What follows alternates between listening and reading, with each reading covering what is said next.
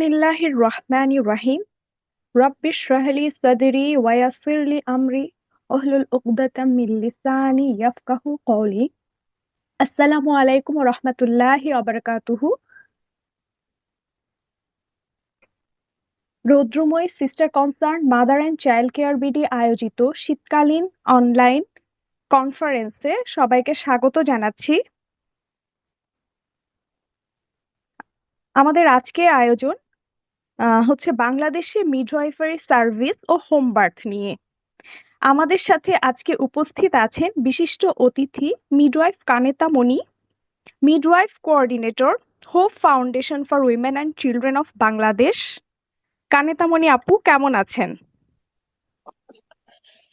আসসালামু আলাইকুম ওয়া রাহমাতুল্লাহি ওয়া বারাকাতুহু। সবাইকে অসংখ্য ধন্যবাদ। আলহামদুলিল্লাহ আপু, আমি আল্লাহর রহমতে খুবই ভালো আছি এবং thank you so much for hosting me today. আমি আপু আলহামদুলিল্লাহ নিজেও কৃতজ্ঞ যে আমি আপনাকে পেয়েছি। মানে আমি আসলে এরকম একটা সেশনের জন্য ইন্টারেস্টেড ছিলাম, যেহেতু আমি এই প্রফেশনে কাজ করছি। যে আমি একটু নিজের পরিচয় দিয়ে নেই, আমি ফারিয়া হাসান। আমি আমানি সার্টিফাইড চাইল্ড বার্থ এডুকেটর এবং দোলা রৌদ্রময়ীর সাথে আছি। আমি নিউট্রিশনিস্ট। আমি রৌদ্রময়ীতে প্রিনেটাল ইনস্ট্রাক্টর হিসাবে খাদ্য ও পুষ্টি ক্লাসটা নিয়ে থাকি, এবং আমি রৌদ্রময়ীতে ভার্চুয়ালি দোলা সার্ভিস দিচ্ছি অনেক দিন ধরে। এবং আমার অনেক ক্লায়েন্টদেরই এই হোম বার্থ নিয়ে এবং গ্রুপে বিভিন্ন আপুদের, বিশেষ করে বাংলাদেশে হোম বার্থের বিষয়ে সবাই এখন খুব ইন্টারেস্টেড। তো আমি প্রশ্ন উত্তর শুরু করার আগে একটু এই প্রেক্ষাপটটা যদি বলি, যে আসলে হোম বার্থ কিন্তু আমাদের দেশে নতুন কিছু না। হ্যাঁ, এটা কোনো নতুন শব্দ না। আগে থেকে আমাদের নানি দাদিদের আমলে কিন্তু বেশিরভাগ ডেলিভারি বাসায়ই হতো, এবং তাদেরকে হেল্প করার জন্য একজন আসতেন যাদেরকে আমরা ধাত্রী বলে থাকি। তো দেখা যেত যে সেই ধাত্রীরা কোনো প্রাতিষ্ঠানিক শিক্ষায় শিক্ষিত না হলেও তারা হচ্ছে কারো কাছ থেকে শিখেছেন বা বিভিন্ন অভিজ্ঞতা সম্পন্ন হতেন, এবং তারা এসে বাসায় ডেলিভারি গুলো করাতেন। তো এই ডেলিভারির ক্ষেত্রে দেখা যেত যে মিশ্র অভিজ্ঞতা পাওয়া যেত। যেমন কারো ক্ষেত্রে যদি সবকিছু নর্মাল থাকতো, যেহেতু বাসায় ডেলিভারি কোনো রকম মেডিকেলীয় ইন্টারভেনশন ব্যবহার করা হতো না, তো ডেলিভারি গুলো সেফ এন্ড সাউন্ড থাকতো। দেখা যেত যে মা এবং বাচ্চা খুব ভালো আছেন, খুব সহজেই কোপ আপ করতে পারছেন এবং সুস্থ আছেন। কিন্তু যাদের ক্ষেত্রে সত্যি সত্যি কমপ্লিকেশন থাকতো, যেহেতু সেই ধাত্রীরা সেভাবে রিস্ক ম্যানেজ করার জন্য ট্রেন্ড না, তারা বিষয়টা সামলাতে পারতেন না। এবং আমাদের দেশে কিন্তু একটা সময় মাতৃমৃত্যু এবং শিশু মৃত্যুর হারও অনেক বেশি ছিল।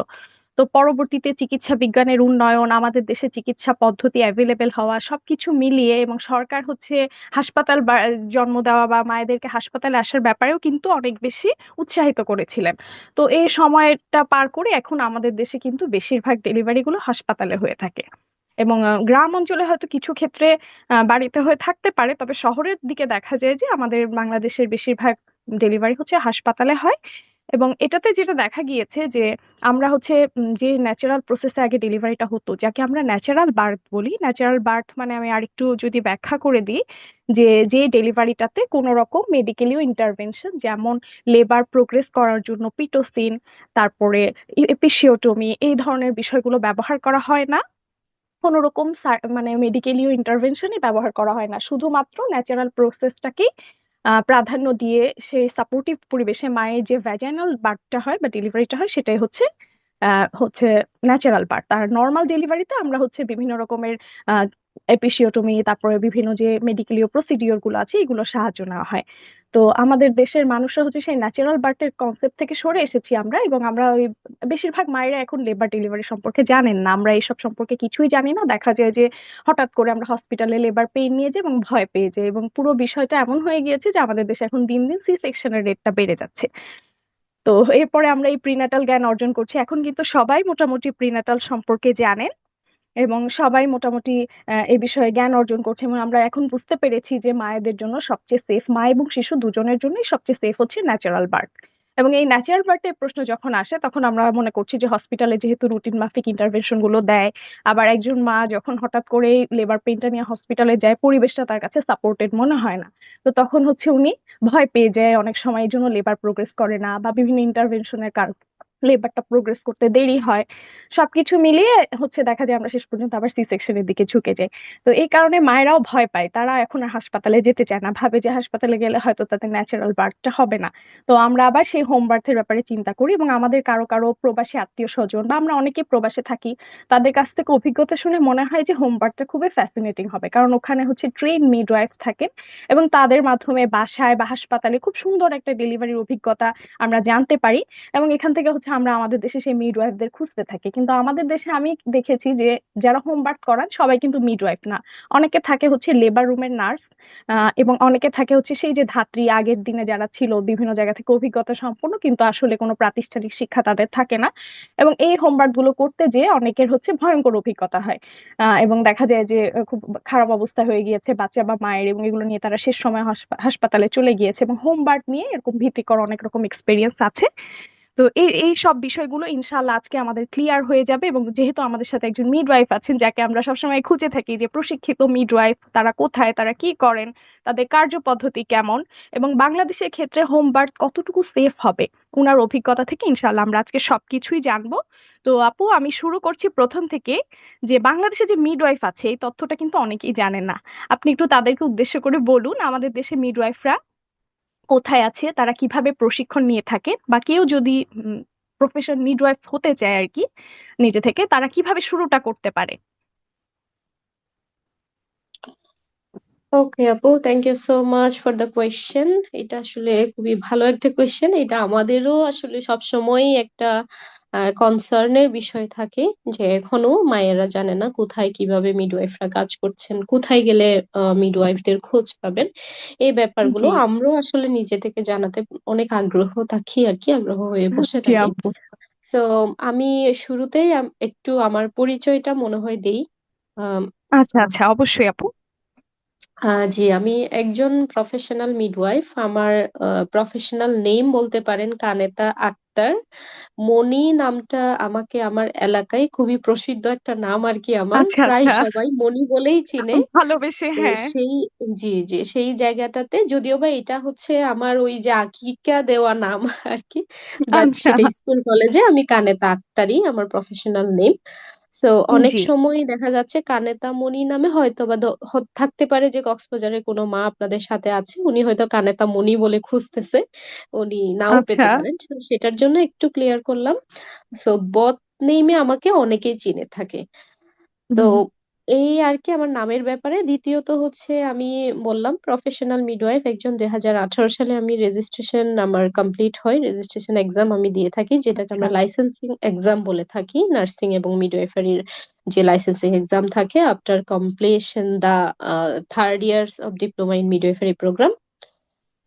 দেন হচ্ছে আমার 6 মান্থের ইন্টার্নশিপ কমপ্লিট করি। এরপরে 2018 সাল থেকে আলহামদুলিল্লাহ এই পর্যন্ত আমি প্রফেশনালি মিডওয়াইফ মিডওয়াইফ এবং বিভিন্ন পোস্টে কাজ করে আসছি আর কি।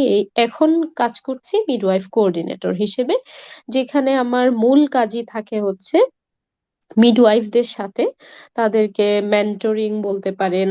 আহ, তারপরে আচ্ছা। কিছু কিছু কাজ, অ্যাডমিনিস্ট্রেটিভ কিছু কাজ থাকে। তো সেই জায়গা থেকে আমার বলতে পারেন যে ক্লিনিক্যাল এবং অ্যাডমিনিস্ট্রেটিভ দুইটা কাজের সাথে আমি সমানভাবে যুক্ত আছি। এবং মাঝে মধ্যে সময় সুযোগ হলে আমি একটু, আমাদের যেহেতু নিজস্ব একটা প্রতিষ্ঠান আছে, আমি যে প্রতিষ্ঠানে কাজ করি সেখানে আমি মাঝে মধ্যে একটু ক্লাস নিয়ে থাকি আমাদের স্টুডেন্ট মিডওয়াইফদের। ও। এছাড়াও আমাদের হচ্ছে ক্যাম্প বেসড, আই মিন আপনারা হয়তো শুনে থেকেছেন যে রোহিঙ্গা ক্যাম্প নামে কিছু একটা আছে আচ্ছা আচ্ছা। কক্সবাজারে। জি জি, তো অবশ্যই আপু। জি জি, সেখানে আমাদের একটা আহ হাসপাতাল আছে এবং আমাদের কিছু প্রজেক্ট আছে, সেখানেও আমাদের মিডওয়াইফরা কাজ করে এবং মূল কাজই থাকে হচ্ছে সেক্সুয়াল এন্ড রিপ্রোডাক্টিভ হেলথ নিয়ে।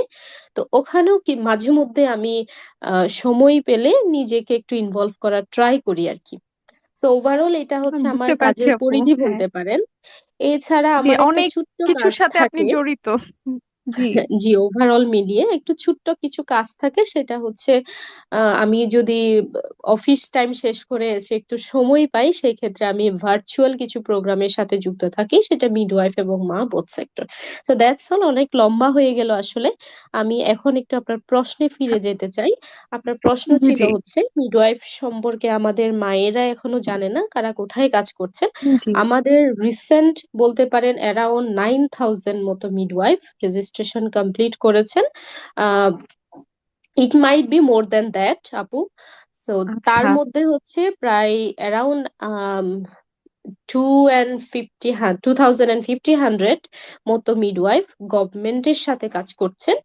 এবং গভর্নমেন্টের সাথে যারা কাজ করছেন তাদের মধ্যে আপনারা হচ্ছে ইউনিয়ন হেলথ কমপ্লেক্স, মানে ইউনিয়ন স্বাস্থ্য কেন্দ্র যেগুলো আছে সেখান থেকে শুরু আচ্ছা করে আচ্ছা আপনি একেবারে মেডিকেল কলেজ পর্যন্ত বিভিন্ন জায়গায় মিডওয়াইফদের পেয়ে থাকবেন ইনশাল্লাহ। তবে এখনো পর্যন্ত মিডওয়াইফদের মেডিকেল কলেজ বলেন, জেলা হাসপাতালগুলোতে মিডওয়াইফদের হুম, এখনো পোস্ট ক্রিয়েশন হচ্ছে ইনশাল্লাহ। সেখানে যখন গভর্নমেন্টের নিয়োগ বিধি, যেটা আমাদের এখন স্থগিত বলতে পারেন বা লেন্দি হচ্ছে, সেটা যখন সচ্ছল হয়ে যাবে বা রেগুলার হয়ে যাবে, তখন সেই জায়গাগুলোতে আপনারা আরো আরো বেশি মিডওয়াইফদের পাবেন ইনশাল্লাহ। আমরা সবাই জানি বাংলাদেশের এখন যে অবস্থা চলছে, ওভারঅল সিচুয়েশন অনুযায়ী একটা নিয়োগ আসলে বহু বছর ধরে মানে হ্যাঙ্গিং হয়ে আছে আর কি। সো সো সেটাই একটা বিশেষ কারণ যে আমরা মিডওয়াইফদেরকে বেশি করে গভর্নমেন্ট, মানে সরকারি যে প্রতিষ্ঠানগুলো আছে সেখানে আমরা পাচ্ছি না। তারপরেও আমি আচ্ছা। বলবো প্রায় বললাম 2,500 মতো মিডওয়াইফ কাজ করছেন, হুম, ওনাদেরকে পেয়ে থাকবেন ইউনিয়ন স্বাস্থ্য কেন্দ্র যেগুলো আছে সেখানে পেয়ে থাকবেন। পরিবার আচ্ছা কল্যাণ কেন্দ্র আমরা যেগুলোকে বলি, সেখানে কিছু কিছু কল্যাণ কেন্দ্র আপনারা পেয়ে থাকবেন। উপজেলা হেলথ কমপ্লেক্সে পাবেন, জেলা সদর হাসপাতালগুলোতে পাবেন। এছাড়া কিছু কিছু মিডওয়াইফ রিসেন্ট মেডিকেল কলেজ হাসপাতালেও আসছেন। সো এই এন্ড দেন হচ্ছে আমরা যারা প্রাইভেট সেক্টরে কাজ করছি, তাদেরকে আপনারা বিভিন্ন প্রজেক্ট লেভেলে কাজ করছে দেখবেন। বিশেষ করে কক্সবাজারে মিডওয়াইফ, মানে মিডওয়াইফ পরিচিতিটা খুবই ব্রাইট বলতে পারি আমি, খুবই বোল্ড ভাবে কাজ করছে কক্সবাজারে মিডওয়াইফরা। তো সেই সূত্র ধরে বলবো বিশেষ একটা গ্রুপ, মানে অনেক বড় একটা গ্রুপ কক্সবাজারে কাজ করছে প্রজেক্ট বেসড। এছাড়া দেশের বিভিন্ন ক্লিনিক গুলোতে কাজ করছে। আনফরচুনেটলি মিডওয়াইফদের আসলে যে জায়গাগুলোতে কাজ করা উচিত ক্লিনিক গুলোতে গিয়েও সেখানে হুম, মিডওয়াইফরা এখনো পর্যন্ত কাজ করার সুযোগ পাচ্ছে না। এটা আমি বলবো একটা পুরো ন্যাশনাল একটা ইস্যু। এটা নিয়ে আলহামদুলিল্লাহ কাজ হচ্ছে এবং ইন ফিউচারেও হবে। তো সেই হ্যাঁ জায়গাগুলোতে আমরা আমরা আশা করতে পারি। হয়তোবা, জি ইনশাল্লাহ। তো অনেক ব্যারিয়ার আছে বাংলাদেশে এখনো মিডওয়াইফদের স্কোপ অফ প্র্যাকটিসটা টোটালি পাওয়ার জন্য। বাট এটা নিয়ে আমি খুবই আনন্দিত যে বলে বাংলাদেশ গভর্নমেন্ট এবং বিভিন্ন ইন্টারন্যাশনাল অর্গানাইজেশন গুলো কাজ করছে, লাইক আমি বলতে পারি ইউএনএফপিএ এবং ইন্টারন্যাশনাল কনফেডারেশন অফ মিডওয়াইফস আছে, তারা সকলেই কাজ করছে এই জায়গাগুলোতে। এই হচ্ছে মিডওয়াইফদেরকে কোথায় পাবেন সেটা। এবং আচ্ছা এখনকার সময়ে আমাদের বেশ আমি বলবো মোটামুটি 100% মিডওয়াইফদেরই ভার্চুয়াল জগতে একটা বিচরণ আছে, সেটা ফেসবুক বলেন, ইনস্টাগ্রাম বলেন। তো সেই জায়গাগুলোতে আপনারা যদি একটু চান যে কোনো মিডওয়াইফ খুঁজবেন নিজেদের জন্য, হুম, সেখানেও একটু সার্চ করলে আপনারা পেয়ে যাবেন ইনশাল্লাহ। হ্যাঁ আচ্ছা, জি ইনশাআল্লাহ এখন আপু। আসি হচ্ছে কিভাবে কেউ যদি ইন্টারেস্টেড থাকে হ্যাঁ তাহলে হ্যাঁ। কিভাবে পড়াশোনা করতে পারবে। এটার জন্য আপনাকে অবশ্যই এইচএসসি কমপ্লিট করতে হবে, I mean higher secondary school আপনাকে কমপ্লিট আচ্ছা করতে হবে। দেন এটা ফেব্রুয়ারি মার্চের দিকেই সার্কুলারটা থাকে, আমার এক্স্যাক্টলি আসলে এই মুহূর্তে আমি বলতে পারছি না কোন সময় থাকে, আচ্ছা তবে একটু ওয়েবসাইটে খেয়াল রাখলে আপনারা পেয়ে যাবেন। এই বছরে এই যে ফেব্রুয়ারি মার্চের দিকে একটা সার্কুলার পাবেন।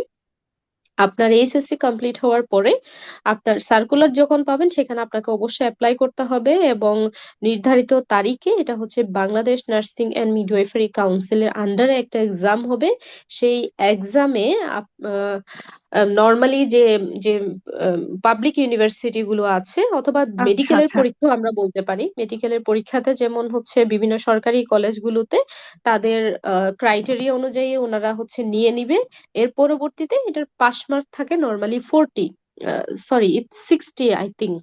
আমি এই মুহূর্তে আসলে আচ্ছা, মনে করতে মানে একটা পারছি না। প্রতিযোগিতামূলক ভর্তি রাইট, পরীক্ষা রাইট। হবে এবং সেখানে যারা জি, টিকবে তাদেরকে হচ্ছে জি, জি, মিডওয়াইফ হিসাবে প্রশিক্ষণটা তারা নিতে পারবে। এবং এটা হচ্ছে আপনার, জি। আপু, কয় বছরের জন্য কোর্সটা করা হবে আপনাদের, কয় বছরে? আম, আপু এর মাঝখানে একটু বলি, যারা হচ্ছে শুধুমাত্র মানে পাশের একটা এক্সাক্ট মার্ক আছে।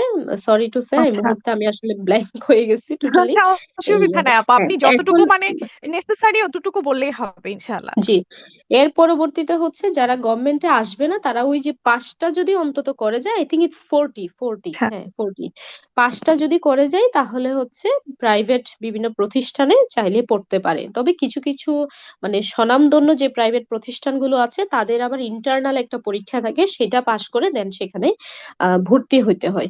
এইটা। আর আরেকটা হচ্ছে এইচএসসি পরে আপনি জাস্ট 2 বছর মানে দুইবার অ্যাপ্লাই করতে পারবেন। ও, প্রথম আমি মানে জাস্ট যদি এখন আমার পজিশন থেকে যদি বলি যে আমি মিডওয়াইফারি নিয়ে পড়াশোনা করতে চাই, এটা কি কোনো সুযোগ থাকছে না তাহলে আমাদের না, দেশে? না, না আপু, ভেরি সরি টু সে, না আসলে আচ্ছা। মানে এটার সুযোগ নাই আর কি। আচ্ছা, মানে আচ্ছা। এখানে একটা এজ লিমিটেশনও আছে। এছাড়া সিজিপি এর তো এটা হ্যাঁ, আসলে যেরকম সবাই। আমাদের দেশে পরীক্ষা প্রশিক্ষণ মানে রাইট। আমাদের যে প্রতিযোগিতামূলক যেরকম ইঞ্জিনিয়ারিং এ মেডিকেলে সবাই যাচ্ছে, হুম, হুম, সেরকম হুম, মিডওয়াইফও একটা কোর্স আর কি আছে। আপনাদের কোর্সটা জি, এভাবেই জি, শুরু হয়? জি। এবং এটার হচ্ছে নার্সিং এ যেমন বিএসসি নার্সিং আছে, ঠিক আচ্ছা। সেরকম আবার বিএসসি ইন মিডওয়াইফারি এখনো পর্যন্ত বাংলাদেশে আসলে হয় নাই। এখনো পর্যন্ত আচ্ছা। ডিপ্লোমা ইন মিডওয়াইফারি, এবং ডিপ্লোমা ইন মিডওয়াইফারি কমপ্লিট করার পরে আপনি হচ্ছে পোস্ট বেসিক করতে পারবেন, মানে টোটাল তখন 5 ইয়ার্স আচ্ছা। হয়। ডিপ্লোমা আচ্ছা, কমপ্লিট আপনারা। করার পরে রিসেন্ট একটা বিষয় যোগ হয়েছে যে 6 মান্থের আপনাকে ইন্টার্নশিপ অবশ্যই কমপ্লিট করতে হবে, 3 years and then 6 month, and then আপনি হচ্ছে লাইসেন্স এক্সামের জন্য বসতে পারবেন। এবং এই যে ওভারঅল সিস্টেমটা মানে এডুকেশনের যে সিস্টেম, এটা আসলে ইন্টারন্যাশনাল গাইডলাইন অনুযায়ী চলে, এবং আন্তর্জাতিক মানসম্পন্ন একটা কোর্স বলতে পারেন। দ্যাটস ইট আপু। আচ্ছা, তার মানে আহ, সম্পূর্ণ 5 বছরের একটা কোর্স, যেটাতে আপনারা প্রতিযোগিতামূলক পরীক্ষা দিয়ে টিকেন এবং এই কোর্সটা শেষ করে ইন্টার্নশিপ করে তারপরে আপনাদের লাইসেন্সের জন্য আবার আরেকটা পরীক্ষা দিতে হয়, তাই তো? আপু এখানে মনে হয় একটু মিস করছি আমরা, সেটা হচ্ছে আপনি হচ্ছে ডিপ্লোমা ইন মিডওয়াইফারি যখন কমপ্লিট করবেন তখন সেটা তিন আচ্ছা। বছরের হবে, 3 বছর এন্ড দেন আচ্ছা। আচ্ছা। 6 মান্থস, দেন হচ্ছে লাইসেন্স আচ্ছা। এক্সামে আচ্ছা। আপনাকে বসে যেতে হবে। এরপরে আচ্ছা। আপনি যদি চান যে পোস্ট বেসিক করবেন, মানে স্নাতকের সমমান যদি নিজেকে ইয়া করতে চান, তাহলে হচ্ছে আপনি পোস্ট আচ্ছা। বেসিকে যেতে পারবেন। তাহলে বেশ অনেকটা পড়াশোনা আপনাদের করতে হয়। তো আপু, এই পড়াশোনার ব্যাপারে আরেকটা প্রশ্ন, সেটা হচ্ছে আপনাদের পড়াশোনা কি শুধুমাত্র লেবার ডেলিভারি রিলেটেড, নাকি আরো অনেক কিছু? পড়াশোনার ব্যাপ্তিটা নিয়ে জানাবেন যে কি কি বিষয়ে আপনারা পড়ে থাকেন। আচ্ছা আপু, বেশ অনেক আসলে কথা হয়ে যায়। হ্যাঁ, হ্যাঁ, এখানে হ্যাঁ আপু, যতটুকু পড়াশোনার সম্ভব যদি আপনি আপু বলেন ব্যাপ্তি আপু, বলতে পারি, সংক্ষেপে। আমি আসলে মানে সাইড যে পড়াশোনা সেটা বলছি না, আমাদের কোর পড়াশোনা হচ্ছে নর্মালি রিপ্রোডাক্টিভ এইজ নিয়ে, 14 থেকে 49 বছর বয়স পর্যন্ত নর্মালি এই যে রিপ্রোডাক্টিভ এইজে যা যা একজন মায়ের প্রয়োজন হয় সেসব রিলেটেড, স্পেশালি বলতে পারেন sexual and reproductive health and rights নিয়ে আমরা পড়াশোনা করে থাকি, যেখানের মধ্যে আমার একেবারেই প্রি প্রেগনেন্সি বলেন বা এডুলেসেন্ট যখন থাকে তখন থেকে, এই যে আচ্ছা। প্রিপারেশন থেকে শুরু করে and then pre pregnancy, pregnancy care, after pregnancy, delivery, labour delivery তো আছেই, তারপরে হচ্ছে নিউবর্নের বিষয়টাও এখানে ইনক্লুড হয়। সো বলতে পারেন যে ইন্টারন্যাশনাল কনফেডারেশন অফ মিডওয়াইফস এর যে মিডওয়াইফদের যে একটা কম্পিটেন্সি আছে, সেই কম্পিটেন্সি বেসডই পড়াশোনা এখানে করতে হয় আপু। আচ্ছা, তার মানে একদম মানে আপনি অ্যাডolescent থেকে শুরু করে ফুল আপনি একদম নিউবর্ন পর্যন্ত যে যে কেয়ার গুলো লাগে সেই বিষয়ে আপনারা মানে সবকিছু নিয়েই পড়াশোনাটা করেন, নাকি শুধু লেবার এন্ড ডেলিভারির ব্যাপারে জি, জি। মানে বিষয়টা না, না, সীমাবদ্ধ না না? আপু, এবং আপনাদের না, এই না। পড়াটা শেষ করে আপনাদের লাইসেন্স এক্সামে বসতে হয়, এটা আপনি কিছুক্ষণ আগে বলেছেন। এরপরে আপনারা কোথায় কাজ করেন সেটা নিয়ে যদি একটু বলেন। এরপরে হচ্ছে আপু কাজের ব্যাপারটা তো মনে হয় প্রথম প্রশ্নেই বলছিলাম যে কোথায় মিডওয়াইফদেরকে হ্যাঁ, হ্যাঁ, পাওয়া অনেকটাই যাবে, চলে সেই এসেছে।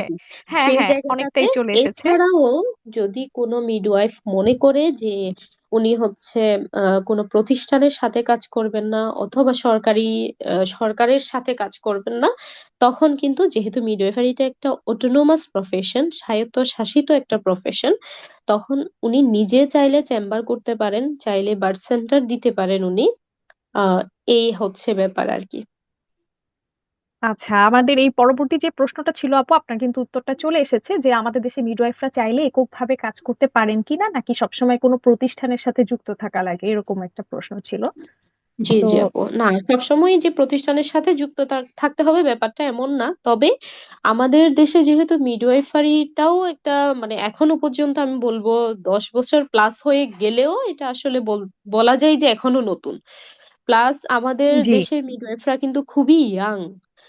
যেটা অন্যান্য দেশের মিডওয়াইফরা দেখবেন হচ্ছে ওনারা আগে হ্যাঁ, হ্যাঁ। একটা ব্যাচেলর কোর্স শেষ করে পরে আসছে, মানে বলতে পারেন যে ভালোই এক্সপিরিয়েন্স থাকে ওনাদের অ্যাবাউট লাইফ এন্ড জি। চারপাশ নিয়ে। সেটা আমাদের দেশের মিডওয়াইফদের এখনো নাই। আমাদের এখনো মিডওয়াইফরা অনেক ছোট ছোট মানুষ এখনো।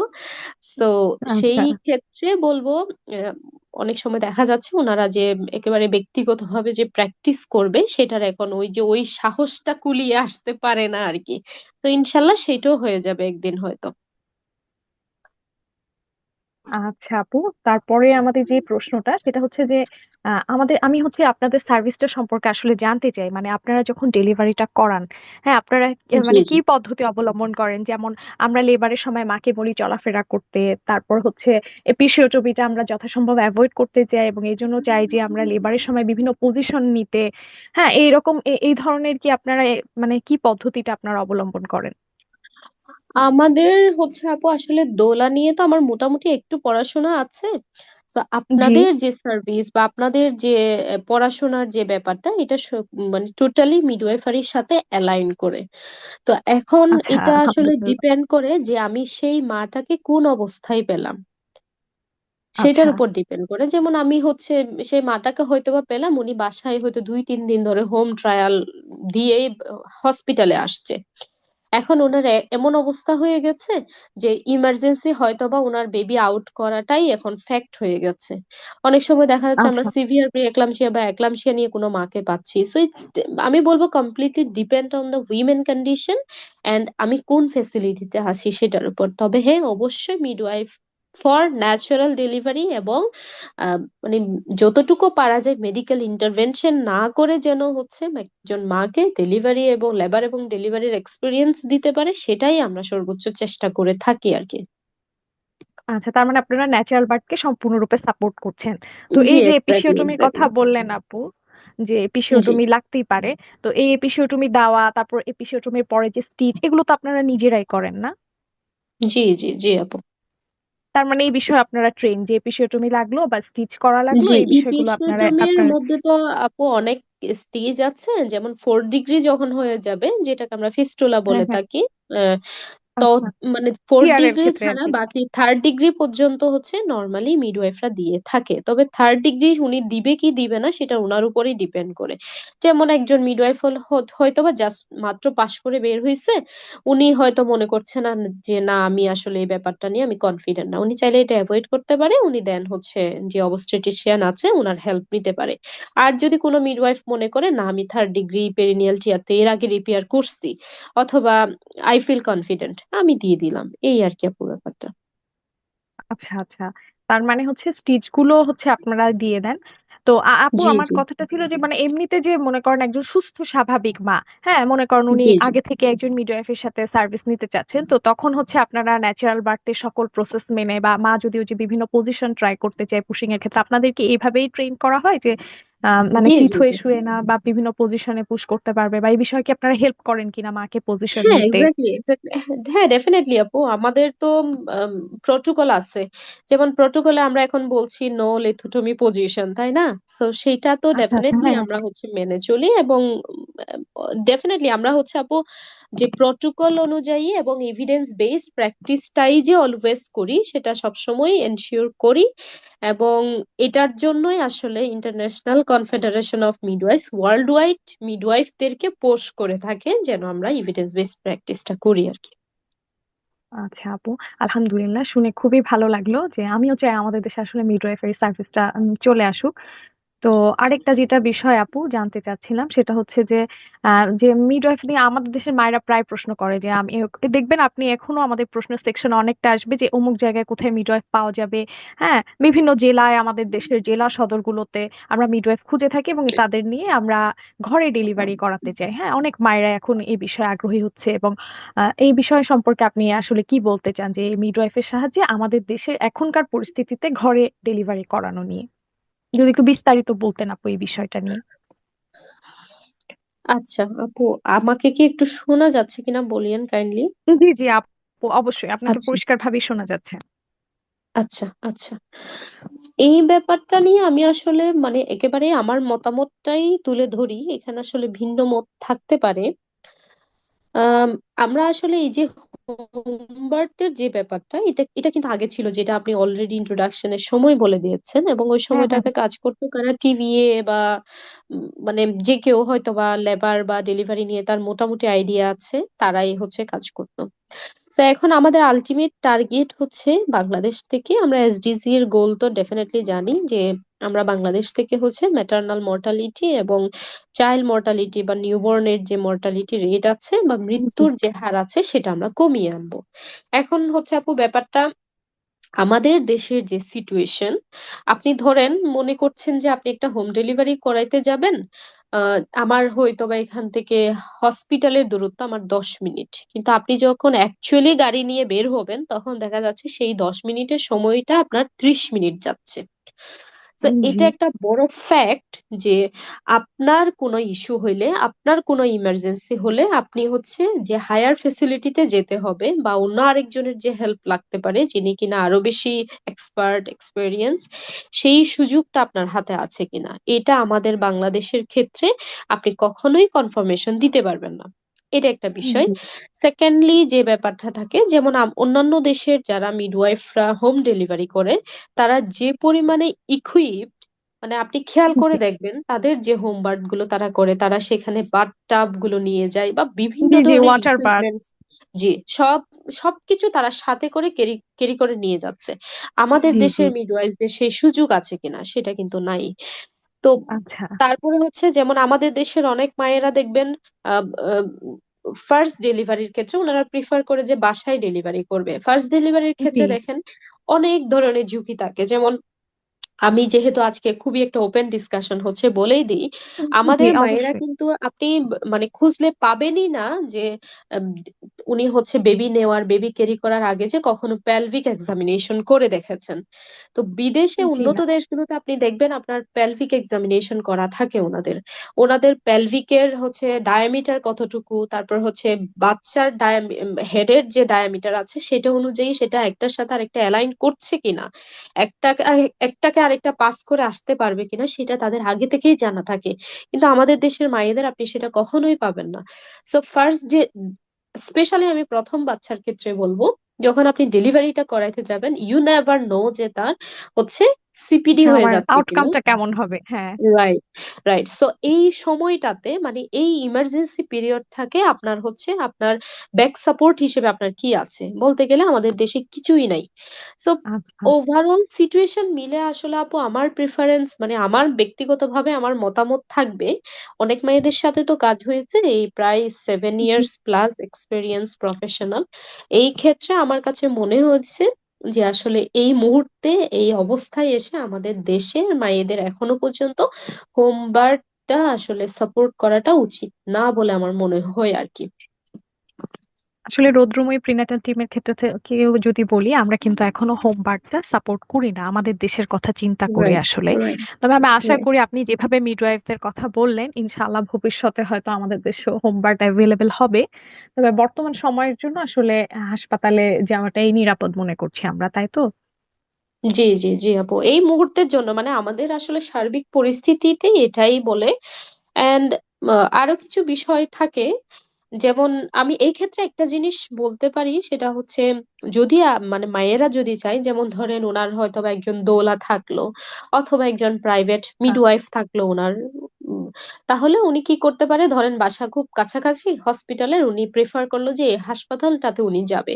তাহলে উনি যদি মনে করে ওনার বাসায় উনি সেফ থাকবে, ওনাকে মনিটরিং করার মানুষ আছে, তাহলে উনি বাসায় থাকতে পারলো, যে ওনার একেবারে লেট লেবার পর্যন্ত, যতক্ষণ ধরেন মনে করলো যে হাসপাতালে যেতে যেতে ওনার 20 মিনিট সময় লাগবে, হয়তো উনি 1 ঘন্টা আগে চলে গেল, ওনার ডেলিভারির 1 ঘন্টা আগে আচ্ছা গেল। আচ্ছা। তো এই জায়গাগুলোতে আসলে মানে একটু ট্যাক্টফুলি।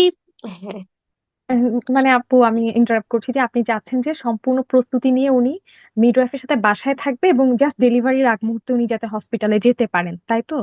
যাতে আমরা রাইট, হাসপাতালে ওইটাই। যে অতিরিক্ত হ্যাঁ সময় হ্যাঁ, ওইটাই। অপেক্ষা না করি বা এই ধরনের একটা বিষয় নাকি? হ্যাঁ, সেটাই। মানে ধরেন অনেক মা থাকে না, যেমন কিছুদিন আগে আমি কক্সবাজারে একটা মাকে পেয়েছিলাম, যে উনি জি। খুবই ডিটারমাইন্ড যে উনি বাসায় ডেলিভারি করাবে, মানে ফার্স্ট বেবি। আচ্ছা।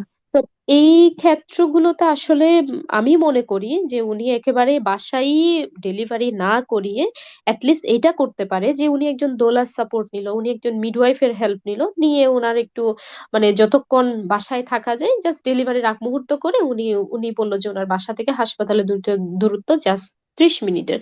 তাহলে উনি ওই একটু অল্প সময় হাতে নিয়ে বা হসপিটালে চলে আসলো।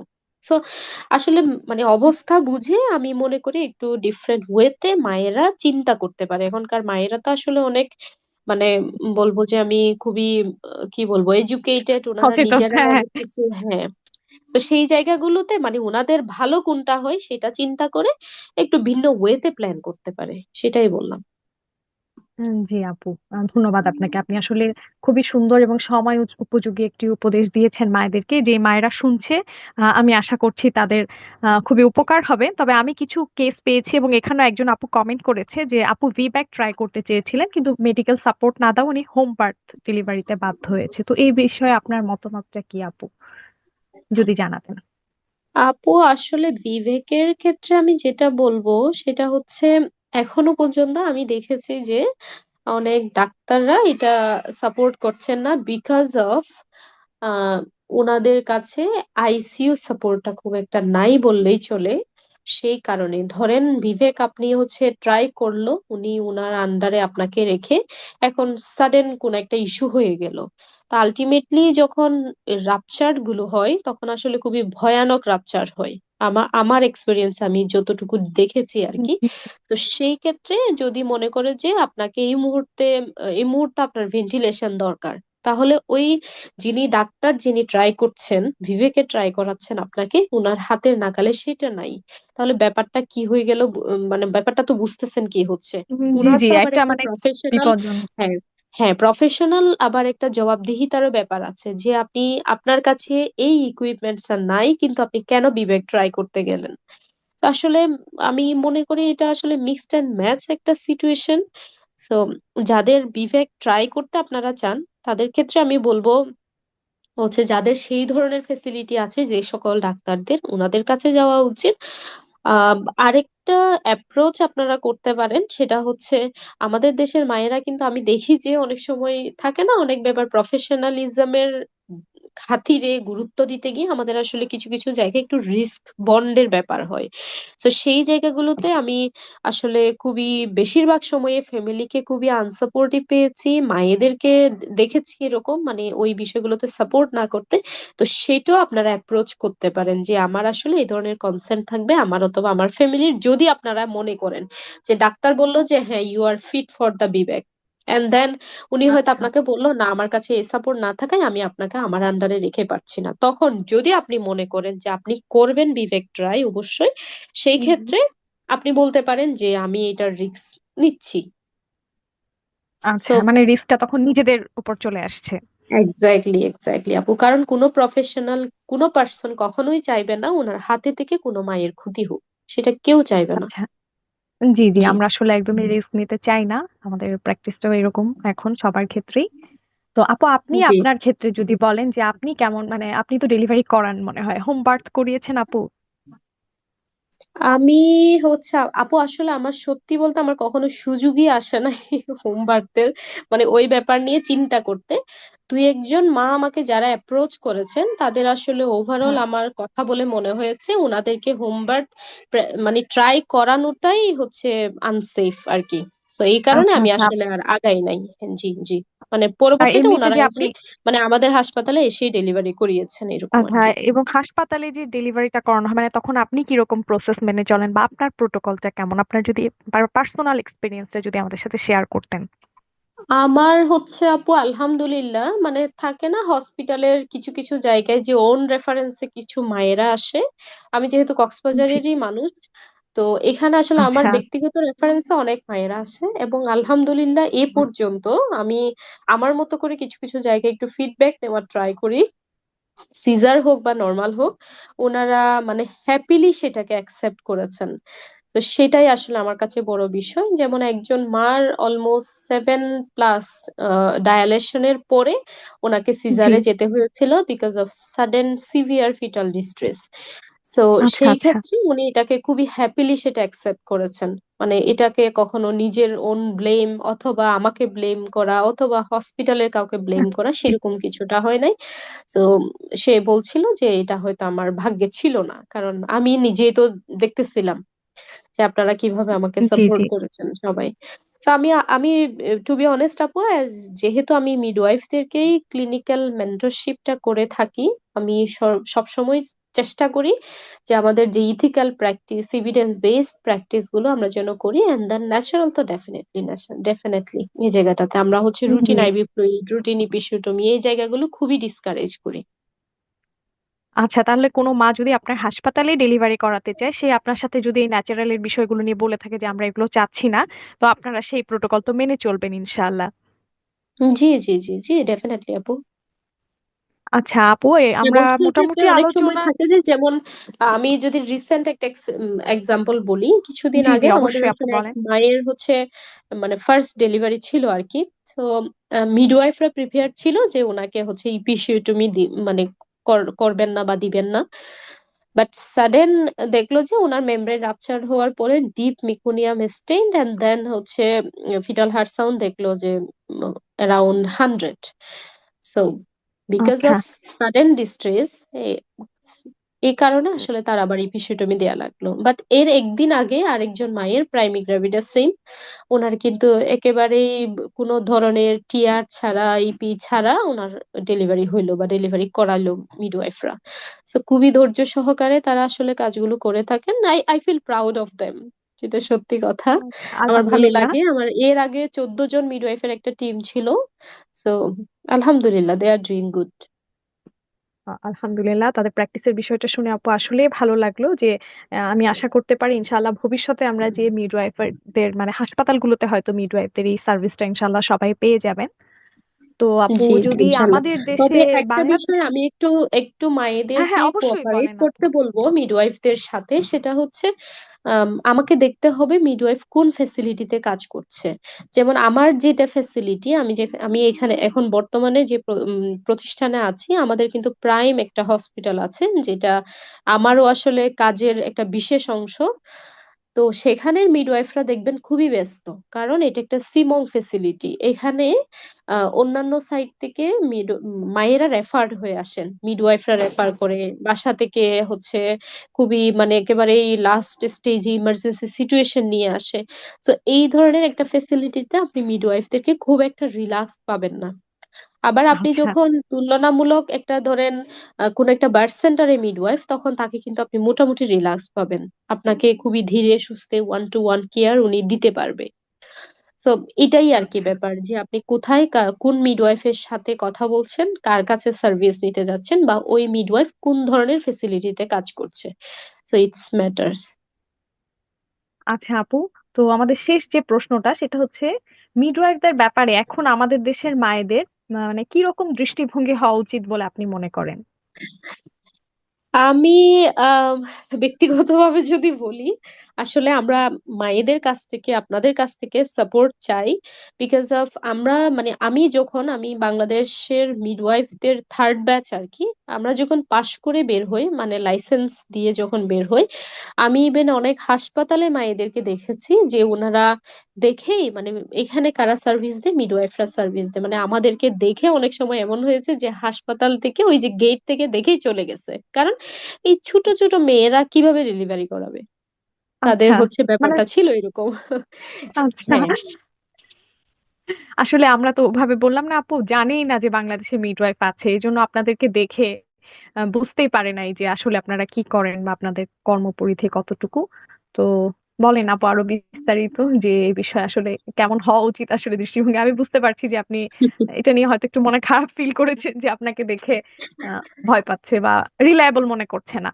না, তখনও হচ্ছে কাইন্ড অফ আমারই ওই যে বললাম 14 জন মিডওয়াইফের টিম ছিল তখন আমার, মানে আমি তখন সুপারভাইজার হিসেবে কাজ করতাম। সো আমি এই বিষয়গুলো হয়তোবা তারা যেভাবে রিয়েলাইজ করতো না, তারা যেভাবে দেখতো না, যেহেতু তারা নিজেই সার্ভিস দিচ্ছেন, আমি যেহেতু ক্লিনিক্যাল মেন্টরিং মনিটরিং এই বিষয়গুলোতে থাকতাম, তখন আসলে আমার এই বিষয়গুলো মানে দেখতাম।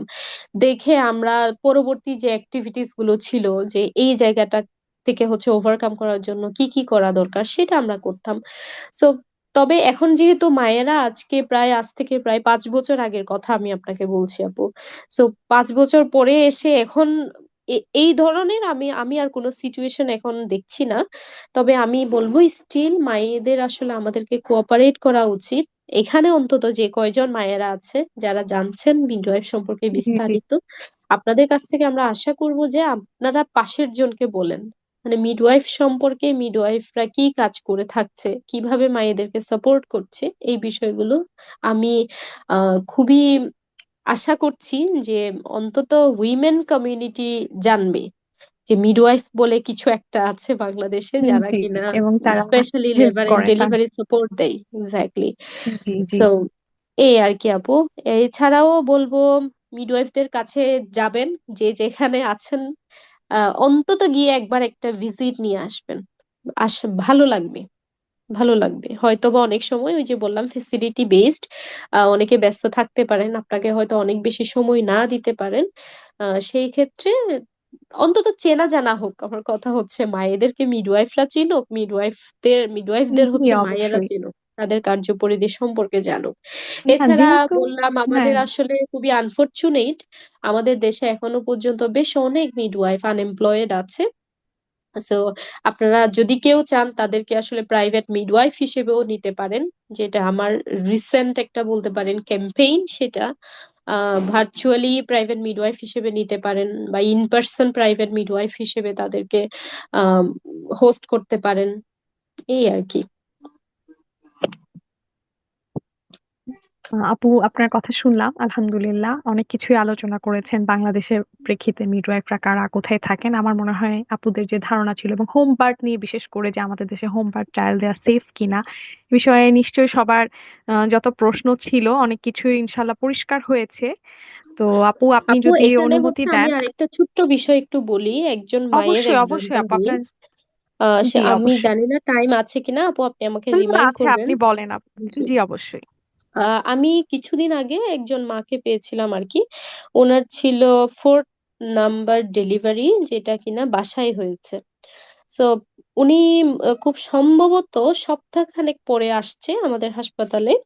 আসার মানে উনি কিছু ডিসকমফোর্টের কথা বলছিল, যে ওনার হাঁটতে গিয়ে মনে হচ্ছিল যে কিছু একটা বের হয়ে যাচ্ছে, এরকম মানে খুবই আচ্ছা। আনকমফোর্টেবল লাগছে ওনার এটা। তো যাই হোক, উনি আসছিল আসলে আমাদের একজন কনসালটেন্ট আছেন ওনার সাথে কথা বলার জন্য, মানে উনার উনার উনার কাছে আসছে মূলত। তো উনি তখন হচ্ছে ওই মাটাকে মিডওয়াইফদের কাছে পাঠালেন যে কি বলছে দেখেন। যেহেতু ওনার একটা বার্থ হিস্ট্রি, উনি বলছে যে 1 সপ্তাহ আগে বাসায় ডেলিভারি হয়েছে, হ্যালো। হয়তো বা স্যার মনে করছিলেন যে ওনার হয়তো জি টিআর জি হইতে আপু, পারে বা মাঝখানে তো কিছু একটু একটা। শোনা যাচ্ছিল না। জি, এখন শুনতে পাচ্ছেন আপু? জি জি অবশ্যই আপু বলেন। আচ্ছা, আমি জানি না কতটুকুতে মিস করেছেন। সেটা ছিল মায়ের হচ্ছে 4 নাম্বার ডেলিভারি বাসায় হয়েছিল, এবং উনি ফিল করছিল যে হাঁটতে গিয়ে ওনার কিছু একটা ডিসকমফোর্ট লাগতেছিল। মানে এটা ওনার জি জি। আমাদের যে কনসালটেন্ট আছেন, আমাদের ডাক্তার, তো ওনার কাছে আসছিলেন এই কমপ্লেন নিয়ে। উনি পরে সেই মাকে হচ্ছে মিডওয়াইফের কাছে পাঠালেন যে কি দেখেন একটু চেক আপ করে দেন।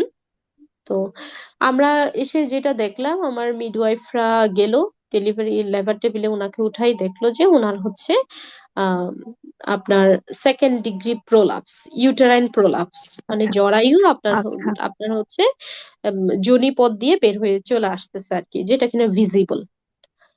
তো ও, ওনার আমি একটু নিজস্ব ইন্টারেস্ট থেকে আমি ওনার কাছে একটু হিস্ট্রি নিলাম, ওনাকে জিজ্ঞেস করলাম যে ওনার প্রিভিয়াস ডেলিভারি গুলো কোথায় হয়েছে। ওনার 4টা ডেলিভারি ছিল হোম ডেলিভারি, এবং উনি ডেলিভারি করিয়েছেন বাই টিভিএ। তো ও। এখন হচ্ছে কি বলবো আসলে এই ব্যাপারগুলো নিয়ে আমাদের, আপু, আমি মনে টিভিএ করি আসলে ডেলিভারি সম্পর্কে যদি একটু বলতেন, আমি আসলে বিষয়টা বুঝতে পারি নাই, বা অনেকে হয়তো বুঝতে পারে নাই।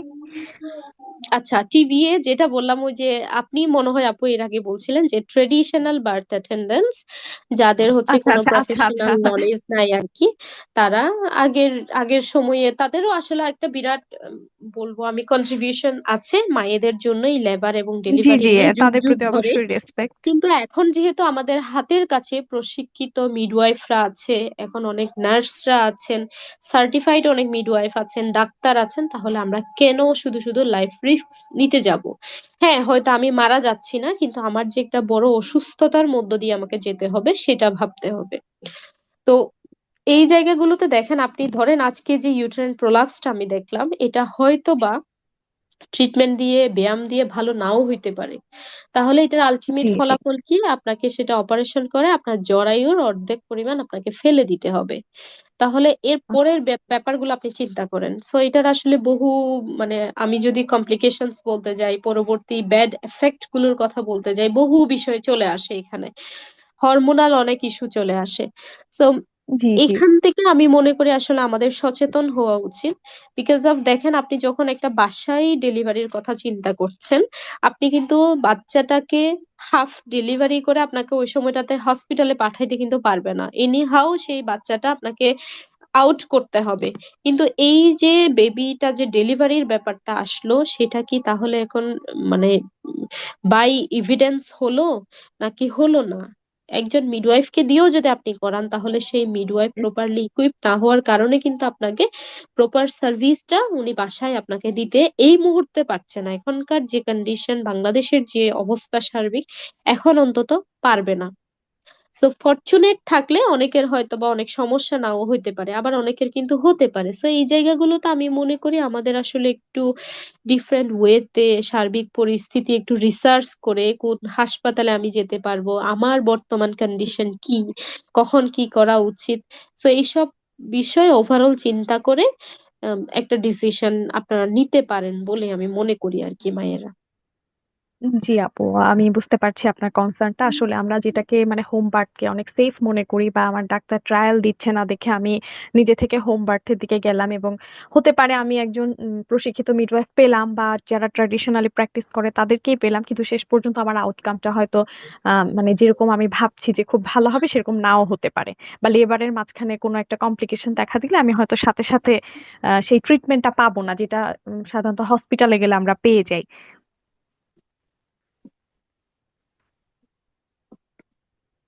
সেটাই আপু, জি, সেটাই। জি তবে আপু। এইটুকু এইটুকু হচ্ছে একটু এশিওর করি যে মিডওয়াইফরা নর্মালি আপনাকে রেগুলার সার্ভিসটা দিবে, মানে নর্মাল সার্ভিস, যতক্ষণ কোনো অসুবিধা হচ্ছে না। এবং দে আর এক্সপার্ট অন আচ্ছা। কোনো ইমার্জেন্সি হলে সেটা আইডেন্টিফাই করার জন্য। এবং কিছু কিছু ইমার্জেন্সি তারা মিডওয়াইফরা নিজেরা ট্রিট করে, কিছু ইমার্জেন্সির জন্য তারা গাইনি এবং অপসের কাছে রেফার করে। আচ্ছা আপু, তো যে মিডওয়াইফ আপুরা হচ্ছে মানে এককভাবে ওনারা সার্ভিসটা দিয়ে থাকে, তারা কি কোনো প্রতিষ্ঠান বা গাইনি ডাক্তারের আন্ডারে থাকেন, যে যদি কোনো কমপ্লিকেশন দেখা দেয় সাথে সাথে তাদেরকে রেফার করতে পারেন, এরকম কোনো কিছু?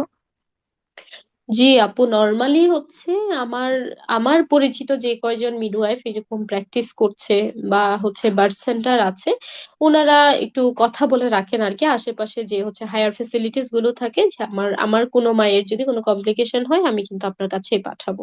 এবং তারা কেস বেসিসে কথা বলে হচ্ছে দেন ডিল করে আর কি। জি আপু, আপনার মায়েদের জন্য যদি কিছু বলার থাকে আপু বলেন, আমরা যেহেতু অনুষ্ঠানের শেষ প্রান্তে চলে এসেছি। তো আপনার যদি কিছু বলার থাকে তাহলে একটু বলেন, এরপরে ইনশাল্লাহ আমরা একটু প্রশ্ন উত্তর নিতে চাচ্ছি, যদি আপনি মানে অনুমতি দেন আর কি। জি আপু, ইনশাল্লাহ আমি ভালো ফিল করবো আর কি মায়েদের যদি কোনো স্পেসিফিক প্রশ্নের অ্যান্সার আমি করতে পারি। আচ্ছা, মায়েদের উদ্দেশ্যে আসলে আমার আহ বেশি কিছু বলার নাই। এখনকার মায়েরা অনেক সচেতন, অনেক শিক্ষিত, ওনারা পড়াশোনা করে এবং স্টিল যদি যদি কেউ থাকেন এরকম যে আপনি প্রেগনেন্ট হলেন, সামনে আপনার ডেলিভারি, বাট এখনো পর্যন্ত আপনি আপনার বডি নিয়ে কোনো পড়াশোনা করেন নাই, তবে এটা বলবো be very serious about that, একটু পড়াশোনা করতে হবে। তাহলে ডেলিভারি, লেবার এই সময়গুলো ইজি হয়ে যায়, এবং আপনি যদি অ্যাফোর্ড করতে পারেন একজন দোলা বা প্রাইভেট মিডওয়াইফকে আপনি হোস্ট করতে পারেন নিজের জন্য, এটা আমি বলবো নিজের জীবনের জন্য একটা ইনভেস্টমেন্ট হবে ইনশাল্লাহ। সো এই আপু, বেশি কিছু বলার নাই। জি আপু, আমার যে আপুরা হচ্ছে শুনছেন, আপনারা শীতকালীন অনলাইন কনফারেন্সে রেজিস্ট্রেশন করেছেন, এই সেশন গুলো শুনছেন, আলহামদুলিল্লাহ উপকৃত হচ্ছেন, কিন্তু প্রিন্যাটাল কোর্সটা করেন নাই। আমাদের সামনে প্রিন্যাটাল কোর্স নিয়ে অফার থাকছে, আপনারা mother and child care BD পেজে চোখ রাখবেন। এবং যে প্রিন্যাটাল কোর্সটা, সেখানে কিন্তু ওভারঅল মায়ের একদম প্রেগনেন্সি থেকে শুরু করে একদম লেবার, ডেলিভারি, পোস্টপার্টেম, বাচ্চার কিভাবে যত্ন নিবে, সেই সব বিষয়ে কিন্তু বিস্তারিত ক্লাস নেওয়া হয়। এই দুটো কিন্তু আলাদা বিষয়। মানে শীতকালীন অনলাইন কনফারেন্সে আমরা কিছু স্পেসিফিক বিষয় নিয়ে কথাবার্তা বলছি, কিন্তু লেবার, ডেলিভারি এবং বেবির যে বিস্তারিত বিষয়গুলো, সেগুলো কিন্তু আমাদের প্রিনাটাল কোর্সে শেখানো হয়। এবং ইনশাল্লাহ সামনে জানুয়ারিতে আমাদের একটা কোর্স আছে। তো যে মায়েরা এখন বর্তমানে প্রেগনেন্ট বা সামনে বেবি প্ল্যান করছেন, তারা কিন্তু চাইলে সেই প্রিনাটাল কোর্সটা করে নিতে পারেন। তো আমরা এখন প্রশ্ন উত্তর নিতে চাচ্ছি। আমাদের কানিতামণি আপু প্রশ্নের উত্তর দিবে বলেছেন। তো যে মায়েরা আছেন, আপনাদের যে প্রশ্নগুলো আছে আপনারা করতে পারেন, আমরা একে একে এক একটা প্রশ্নের উত্তর দিচ্ছি ইনশাআল্লাহ।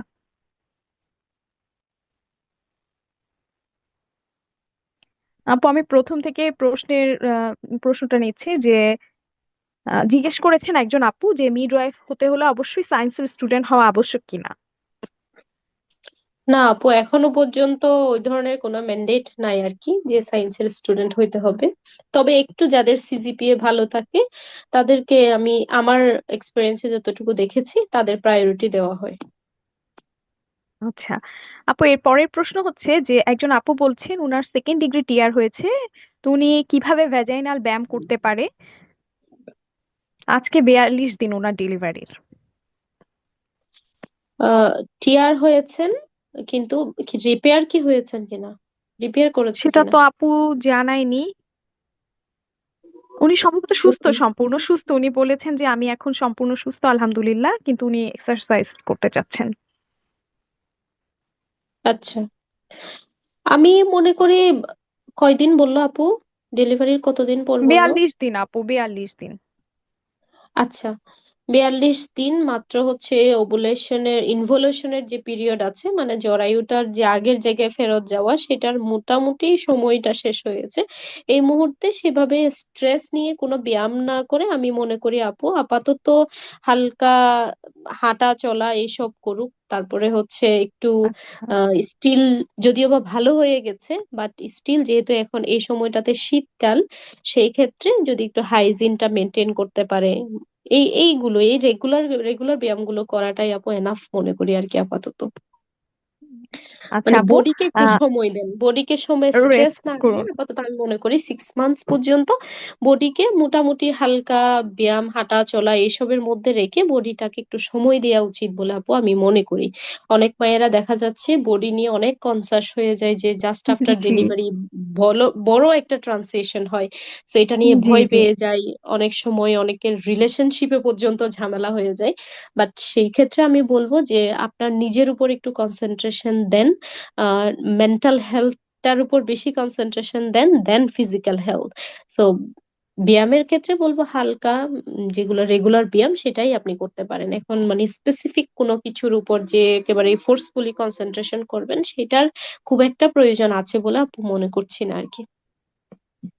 আচ্ছা আপু, আরেকজন আপু প্রশ্ন করেছেন যে উনার প্রেগনেন্সি 7 মাস চলছে, উনি মিডওয়াইফ কিভাবে রাখতে পারেন, দোলা কিভাবে রাখতে পারেন, এই প্রশ্নের উত্তরটা আমি দিচ্ছি। জি। মিডওয়াইফ আহ কিভাবে পেতে পারেন। সাত জি, আচ্ছা। উনি হচ্ছে মিডওয়াইফ চাইলে ভার্চুয়ালি কাউকে ইয়ে করতে পারেন, তবে আমাদের যেহেতু এখনো পর্যন্ত সেরকম কোনো প্ল্যাটফর্ম নাই। তবে আলহামদুলিল্লাহ আপনারা শুনে হয়তো বা খুশি হবেন যে আমার ব্যক্তিগত একটা একটা প্ল্যান অলমোস্ট ফাইনাল, যে এইভাবে আপনার যেমন দোলা, যেমন আপনার হচ্ছে রুদ্রময়ী প্রিন্যাটাল স্কুল থেকে আপনারা জি। পেয়ে থাকেন, ঠিক সেরকমই আমার একটা ব্যক্তিগত প্ল্যাটফর্ম থেকে আপনারা এভাবে হয়তোবা মিডওয়াইফদের খোঁজ পেয়ে যাবেন ইনশাল্লাহ। সো সেটারই অলমোস্ট কাজ আমরা মোটামুটি বলতে পারেন যে 50% মতো ডান। ইনশাল্লাহ শেষ হয়ে গেলে আপনারা সেটাও পাবেন। তবে এখন যদি র্যান্ডম কোনো মায়েরা চাই, তাহলে আপনাদের মাধ্যম হয়ে আমার সাথে কানেক্ট করতে পারে, অথবা আমাকে ডিরেক্টলি কোনো মেসেজ করলে আমি সেক্ষেত্রে হেল্প করতে পারি একজনকে খুঁজে দিতে। আচ্ছা, তাহলে যারা আপুরা হচ্ছে মিডওয়াইফ খুঁজছেন তারা হচ্ছে কানেতামণি আপুকে ফেসবুকে বা ইনস্টাগ্রামে যে যে সোশ্যাল মিডিয়া গুলো আছে এগুলোতে নক করতে পারেন, তাহলে উনি যদি আপনার এরিয়াতে কোনো মিডওয়াইফ সার্ভিস দিয়ে থাকেন তাকে হচ্ছে রেফার করে দিবেন। আর দৌলার যে জি বিষয়টা আপু, আপু, অনেকেই। ফরচুনেটলি আপু হচ্ছে আমার আমার একটা মানে ব্যাচ আছে আর কি, যেখানে আমি মিডওয়াইফ যারা আছে তাদেরকে একটু গাইডলাইন্স দিয়ে থাকি, সেটা বিভিন্ন ধরনের। তো সেখান থেকেও আমি যদি পাই কাউকে, আপনার আপনার সাথে কানেক্ট করাই দিতে পারবো আর কি, যারা চাচ্ছেন। জি জি। আপু আরেকটা প্রশ্ন, এটা আমার কাছে খুব গুরুত্বপূর্ণ মনে হচ্ছে, সেটা হচ্ছে পেলভিস এক্সামিনেশনটা আমাদের দেশে কিভাবে করা যায়? এইটা হচ্ছে আপু মূলত আমাদের দেশে আসলে করেই না বললেই চলে মায়েরা। তবে আপনি হচ্ছে যে কোনো একজন গাইনি ডাক্তারের কাছে গিয়েও করতে পারেন, আর হচ্ছে মিডওয়াইফরা যারা করে মানে করিয়ে থাকে আর কি, গাইনি অথবা অবস্টেট্রিশিয়ান যেগুলোর কারো কাছে করতে পারেন, অথবা আমাদের যারা হচ্ছে মিডওয়াইফরা আছেন কেউ যদি করে থাকেন প্র্যাকটিস, তাদের কাছে গিয়েও করতে পারেন। আচ্ছা আপু, আর প্রথম ডেলিভারিটা কারো যদি ভ্যাজাইনাল ডেলিভারি হয় তাহলে তো আর এটার দরকার পড়ছে না? নর্মালি হচ্ছে প্রথম ডেলিভারিটা যদি কারো, হ্যাঁ, ভেজাইনাল ডেলিভারি হয়ে থাকে, তাদের ক্ষেত্রে আমি দেখেছি বেশিরভাগ সময়ে সমস্যা হয় না। তবে আবার ওই যে যাদের হচ্ছে বয়স 35-এর উপরে চলে যায়, আবার হচ্ছে 4th 5th নাম্বার হয়ে যায়, সেই ক্ষেত্রে আমি দেখেছি আবার কিছু কিছু সময় মায়েদের হচ্ছে ডায়াবেটিস গ্রো আপ করে আর কি, জেস্টেশনাল ডায়াবেটিস, এবং ওই সময়টাতে বাচ্চা ম্যাক্রোসোমিক হয়ে যায়, আই মিন বড় হয়ে যায়, তখন আচ্ছা। একটু প্রবলেম আমি দেখেছি। এটা আমার ব্যক্তিগত এক্সপিরিয়েন্স থেকে বললাম। জি আপু, আমি যে বলেছিলাম যে অনেকে মিডওয়াইফ হতে চান, তো এখানে এরকম কিছু প্রশ্ন এসেছে যে মিডওয়াইফ হতে হলে কি কি যোগ্যতা লাগে, তারপর গ্রাজুয়েশন শেষ করে কি মিডওয়াইফের উপরে কোনো কোর্স বা প্যারামেডিকের উপরে কোনো কোর্স করার সুযোগ আছে কিনা? জি আপু, প্যারামেডিক কোর্সটা করা যায়, তবে মিডওয়াইফারি প্যারামেডিক এটা সম্পূর্ণ একেবারে ডিফারেন্ট একটা সেক্টর আর কি। তবে মিডওয়াইফারির কোনো কোর্স নেওয়ার আপু সুযোগ নাই আর কি আমাদের দেশে আফটার কমপ্লিটিং গ্রাজুয়েশন। আচ্ছা, আরেকজন আপু প্রশ্ন করেছে ঢাকাতে সরাসরি মিডওয়াইফ সার্ভিস পেতে কানিতা আপুকে কিভাবে যোগাযোগ করতে পারি? আচ্ছা আপু, আমার মনে হয় যদি পেজ অথবা আপনাদের থ্রোতে যারা আসতেছে যে সকল মায়েরা, তাদের জন্য চাইলে আপু আমার হোয়াটসঅ্যাপ নাম্বারটা দিতে পারেন। আচ্ছা যদিও বা আপুকে, আমি আর আমি আমি- ফেসবুকে তো আমার আপু আপনার প্রোফাইল আছে, সেখানেও নক করা যাবে। জি জি জি, হ্যাঁ হ্যাঁ হ্যাঁ হ্যাঁ, আমার পার্সোনাল আইডি তো করতে পারে, পেজও করতে পারে। যদি আপনাদের কোনো মানে প্রিন্যাটাল আচ্ছা ব্যাচের কেউ যদি হয়, সেক্ষেত্রে হোয়াটসঅ্যাপ নাম্বার দিতে পারেন আমার। আচ্ছা আচ্ছা, ইনশাআল্লাহ। আর আপু আরেকজন আপু প্রশ্ন করেছে আমার ফার্স্ট এন্ড সেকেন্ড ডেলিভারির মাঝে 20 মান্থস ডিস্টেন্স ছিল, দুইটাতেই এপিসিওটমি অ্যান্ড টিয়ার ছিল। এখন ওনার হচ্ছে থার্ড প্রেগনেন্সি 6 মান্থ রানিং। এপিসিওটমির জায়গায় ব্যথা করে, যখন উনি ডিপ স্কোয়াট করেন তখন ওই জায়গাটা ব্যথা করে, এখন উনি কি করতে পারেন? আপু সেকেন্ড ডেলিভারির সময় কতদিন হলো বললেন? সেকেন্ড ডেলিভারি কতদিন আগে হয়েছে এটা উনি বলেননি, ওনার প্রথম আর দ্বিতীয় ডেলিভারির মধ্যে 20 মাসের গ্যাপ ছিল, এবং আচ্ছা, এখন হচ্ছে উনি থার্ড প্রেগনেন্ট এবং 6 মাস চলছে।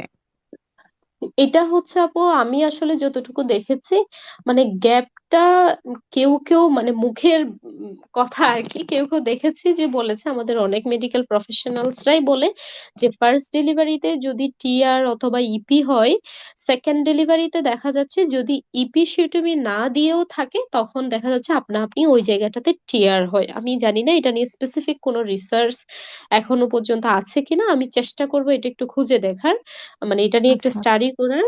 আহ দ্বিতীয়ত হচ্ছে আমার কাছে কেন জানি মনে হয়েছে যে এটার আসলে প্রিপারেশন একটা বড় ব্যাপার, যেমন পেরিনিয়াল ম্যাসেজ বলেন বা একটু ব্যায়াম ট্যায়াম আচ্ছা আচ্ছা। করার কথা বলেন বা একটু খাবার দাবারটা একটু হেলদি খাওয়ার বিষয়ে বলেন, এই সমস্ত ব্যাপার। তারপরে হচ্ছে এই যে পুশিং টেকনিকটা যেটা আপনারা অলরেডি শিখাচ্ছেন মায়েদেরকে, তো জি। এই ব্যাপারগুলো নিয়ে যদি একটু এডুকেশন থাকে সেই ক্ষেত্রে আমার মনে হয়েছে সেকেন্ড ডেলিভারির ক্ষেত্রে খুব একটা প্রবলেম হয় না। আর ওনার স্পেসিফিক অ্যান্সারের ক্ষেত্রে আমি বলবো আসলে আমার জানা উচিত যে ওনার সেকেন্ড ডেলিভারির বয়স কত।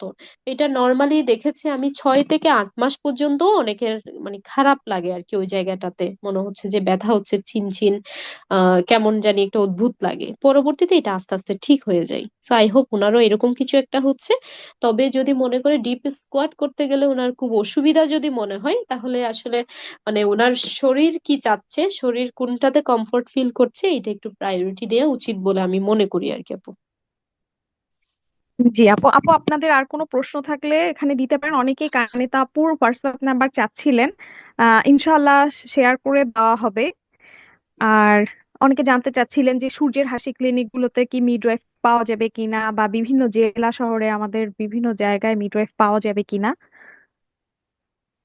সূর্যের হাসিতে হচ্ছে আপু আহ পেতে পারেন কিছু কিছু জায়গায়, এবং আমাদের এখানে কক্সবাজারেও দেখলাম কিছু কিছু সূর্যের হাসি ক্লিনিকে ইদানিং একটু মিডওয়াইফদেরকে প্রায়োরিটি দিচ্ছেন আর কি।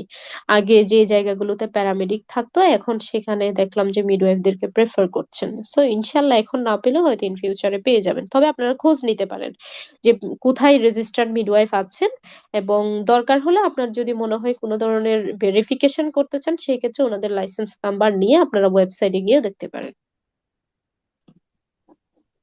ও, এটা আপু একটা খুবই ভালো ইনফরমেশন দিয়েছেন যে আমরা যদি কোনো একজন মিডওয়াইফের সাথে যোগাযোগ করি এবং তাকে আমরা ভেরিফাইড কিনা এটা জানার জন্য আপনি আবার যদি একটু বলতেন যে আমি মনে করেন একজন মিডওয়াইফের সাথে কথা বললাম, উনি আসলে সার্টিফাইড কিনা ভেরিফাইড কিনা এটা কিভাবে জানতে পারবো, এই প্রসেসটা যদি বলতেন। এইটা হচ্ছে আপু আপনি যদি বাংলাদেশ নার্সিং এন্ড মিডওয়াইফারি কাউন্সিলের যে ওয়েবসাইট আছে সেখানে গিয়ে ওনার ওই যে লাইসেন্স নাম্বারটা দিয়ে কিন্তু চাইলে ভেরিফাই করতে পারেন, ওখানে ওইরকম পোর্টাল আছে আর কি আপু। আচ্ছা আর আপু, এটা আপনি খুবই প্রশ্ন গুরুত্বপূর্ণ করলেই একটা বুঝে যাবেন ইনফরমেশন। ইজিলি। আপু ইজিলি হচ্ছে প্রশ্ন করলেই বুঝে যাবেন যে যিনি, আই হোপ এরকম কেউ বলবে না যে মিডওয়াইফ না হয়ে আমি মিডওয়াইফ, সেরকম কেউ আই হোপ বলবে না। তবে প্রশ্ন করলে আপনি বুঝে যাবেন যে উনি একজন মিডওয়াইফ কিনা।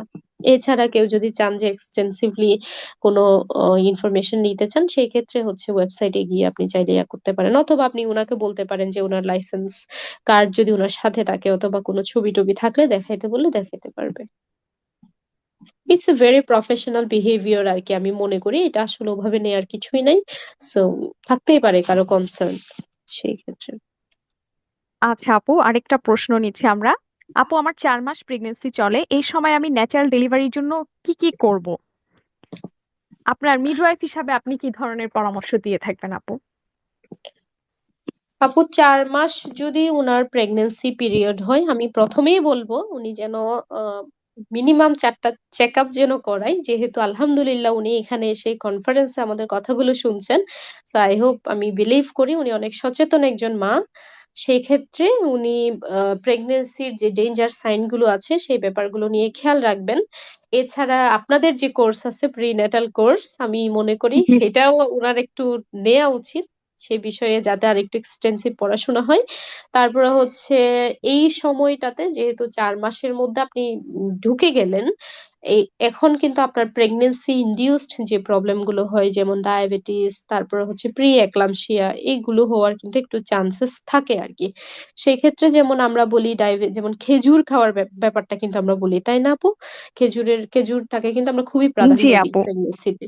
সো এইটা হচ্ছে জি। যাদের দেখা যাচ্ছে, আপনি তো ডেফিনেটলি সুগার লেভেলটা আপনার হচ্ছে মেজার করবেন, সেক্ষেত্রে আপনি যদি মনে করেন জি। আপনার সুগার লেভেলটা একটু বর্ডার লাইনে আছে তখন হয়তো বা এই যে খেজুর খাওয়া বা অন্যান্য মিষ্টি জাতীয় যে খাবার সেটা একটু লিমিটেশনে রাখলেন।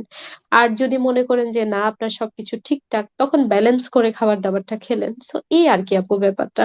তারপরে হচ্ছে কার্বোহাইড্রেটটা একটু কমিয়ে এনে আপনি চাইলে একটু প্রোটিনের পরিমাণটা একটু বাড়াই দিতে পারেন। আর এই মুহূর্তে এই সময়টাতে আসলে এক্সটেন্সিভ কোনো এক্সারসাইজ করার খুব একটা দরকার নর্মালি থাকে না। এখন আপনি একটু হাঁটাচলা করতে পারেন, একটু ডিপ ব্রেথ এক্সারসাইজ করতে পারেন, এখন একটু রিল্যাক্স কিভাবে থাকতে পারেন সেটা সেটা দেখবেন। জি আপু। জি আপু, অনেক গুরুত্বপূর্ণ পরামর্শ দিয়েছেন আপু। আর আপনি যেহেতু প্রিন্যাটাল কোর্সের কথা বলেনি, তো সামনে জানুয়ারিতে আমাদের সেশন আছে। যে আপুরা হচ্ছে প্রেগনেন্ট বা বেবি প্ল্যান করছেন, তারা কিন্তু প্রিন্যাটাল কোর্সে এনরোল করে নিতে পারেন, যেখানে আপনাদেরকে নর্মাল ডেলিভারি মানে প্রেগনেন্সি আপনারা যেভাবে যেটা জানতে চাচ্ছেন আর কি, প্রতিটা বিষয় আসলে বিস্তারিত ক্লাস নেওয়া হয়, এবং আপনারা ইনশাআল্লাহ লেবার ডেলিভারি এবং নিউবর্ন বেবির যে কেয়ার এই বিষয়ে ভালোভাবে জানতে পারবেন এবং সেভাবেই ডিসিশন গুলো নিতে পারবেন। তো আপু, আরেকটা বিষয় হচ্ছে মানুষ সবসময় মিডওয়াইফ এবং দোলা এদেরকে একই মনে করে। তো আমি শেষ মানে আপনার কাছে এটা জানতে চাবো যে আপনি মিডওয়াইফ কাদেরকে বলা হয় এবং দোলা কাদেরকে বলা হয়, সেটা আমি বলবো ইনশাআল্লাহ, এবং আপনি হচ্ছে মিডওয়াইফ কাদেরকে বলে এবং এই কনসেপ্ট একটু ক্লিয়ার করে দিবেন। আচ্ছা, মিডওয়াইফের ব্যাপারে তো আসলে অনেকক্ষণ কথা হইলো। মিডওয়াইফরা হুম হুম হুম। পুরোটাই যে মিডওয়াইফারিটাই হচ্ছে ওনাদের একটা কোর প্রফেশন। যেমন আপনি বলতে পারেন আমাদের দেশে যেমন ডাক্তার, নার্স, ইঞ্জিনিয়ার, সেরকমই মিডওয়াইফ। তো এখন হচ্ছে দোলা, আমি আপু আপনি আগে একটু দোলার ব্যাপারটা বলে দেন, তাহলে আচ্ছা, মায়েদের বেশি ইজি হবে। জি আপু। দোলারা হচ্ছে আপনার ডেলিভারির বিষয়গুলো, যে ইনফরমেশন গুলো, হ্যাঁ, বিভিন্ন ডিসকমফোর্টের ব্যাপারে, তারপর হচ্ছে এক্সারসাইজ গুলো যেগুলো আমাদেরকে নর্মাল ডেলিভারির জন্য প্রিপেয়ার করে বা ভ্যাজাইনাল বার্থের জন্য প্রিপেয়ার করে, বিভিন্ন ইনফরমেশন এবং এক্সারসাইজ গুলো এবং মেন্টাল যে সাপোর্টটা দেওয়া, হ্যাঁ, এই কাজটা হচ্ছে দোলা করে থাকেন। এবং দোলা উপস্থিত থাকতে পারে, উপস্থিত থেকে আপনাকে বোঝাতে পারে, বা আমরা যেটা করি যে আমরা হচ্ছে ভার্চুয়াল সার্ভিস দিই, কারণ আমাদের দেশে হচ্ছে ডেলিভারি রুমগুলোতে সবাই দোলা অ্যালাউ করেন না। তো যারা দোলা সার্ভিস নিতে চাচ্ছেন তারা হচ্ছে আমাদের mother and child care BD Facebook পেজে নক দিয়ে জানতে পারবেন। আর এদিকে হচ্ছে আমরা এভাবে এই সার্ভিসটা দিই। আমরা কিন্তু লেবার বা ডেলিভারি করাই না, হ্যাঁ। বেবি যে বার্থ, ভ্যাজাইনালি যে বার্থটা হয়, এটা কিন্তু দোলারা করেন না, দোলারা মায়ের সাপোর্ট পার্সন হিসেবে থাকেন। আর মিডওয়াইফ যারা, যে কানিতামণি আপু, ওনারা হচ্ছে এই ডেলিভারি প্রসেসটা করান, তাই তো? জি আপু, হ্যাঁ আপু, খুবই ছিল তো, আমরা আবার শুরু করছি। জি আপু, আপনি যেটা বলছিলেন মিডওয়াইফ নিয়ে, বলেন আপু। আচ্ছা। সো মিডওয়াইফ এবং দোলার মধ্যে আমি যদি পার্থক্য বলতে চাই তাহলে এইটুকু বলবো, এক গ্রুপ হচ্ছে ক্লিনিক্যাল, এক গ্রুপ হচ্ছে নন ক্লিনিক্যাল। আবার দেখেন, মিডওয়াইফরা চাইলে কিন্তু আপনাকে মানে দোলার মতো করে সাপোর্ট দিতে পারে।